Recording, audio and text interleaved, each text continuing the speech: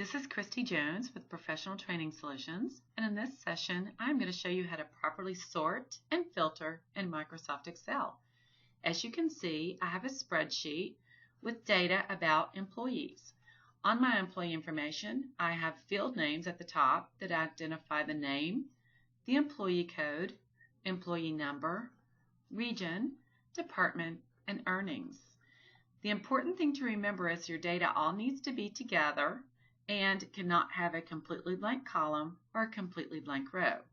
You also want to make sure the top row of your data always identifies the contents of each column, or some people call this the field name for each column.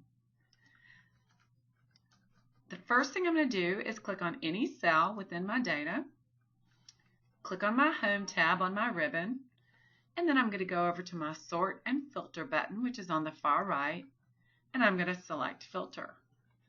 Once I do that, you'll notice that it now shows me the drop-down arrows next to each of the field names, indicating that I'm able to click on that arrow and filter however I would like. So I've clicked on the arrow next to Department, and it currently shows me all the unique instances of the departments that are listed within that column. Select All is the selection that's currently selected, so I'm going to click on that to deselect Select All, and then I'm going to choose the departments that I would like to see. In this case, I'll choose Administration, and I'll choose Sales. Once I click on OK, you'll notice I'm now filtered by those two departments. In the lower left-hand corner, it'll also tell me that I have 14 of 40 records found, which indicates how many I have when I filter. If I would like to remove that filter, I can simply hover over the picture of the filter now next to the field name. Notice it also tells me what I'm currently filtering by, and once I click on that option, I'm able to clear the filter from the department field and see all my records once again.